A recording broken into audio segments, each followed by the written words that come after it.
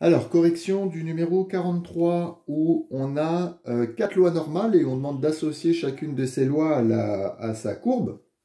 Donc on peut partir ou des courbes et associer la loi, ou de la loi et associer la courbe.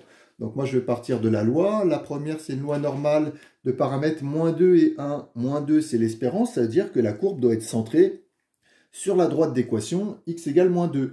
Et donc la seule possibilité ici, eh ben, c'est la courbe C2. C'est la seule où l'axe de symétrie est la droite d'équation x égale -2. Le paramètre 1, hein, on se rend compte également que c'est la même chose que la loi normale centrée réduite. Donc ça nous donne aussi l'allure de la courbe. Donc ça confirme notre choix.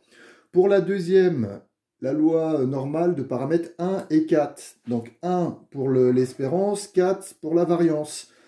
Alors, on va faire directement avec la troisième, parce qu'on a également N1 et 1. Donc, ces deux courbes, en fait, enfin, ces deux lois ont une espérance de 1. C'est-à-dire ces deux courbes, les représentants doivent être centrés sur les droites d'équation x égale 1.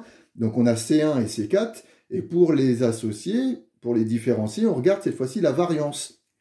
Donc, quand la variance est la plus forte, la courbe est plus aplatie.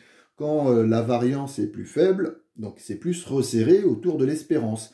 Donc entre celle-là et celle-là, c'est N1,4 qui a une variance la plus forte.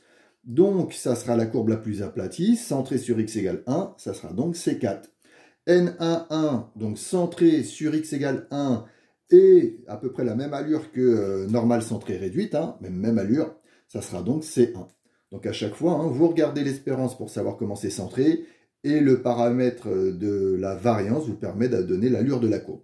La dernière, pour vérifier, évidemment, ça sera C3, mais C5, 4. Donc, la courbe, elle doit être centrée sur la droite d'équation x égale 4.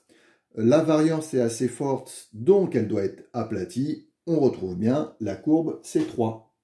Et voilà.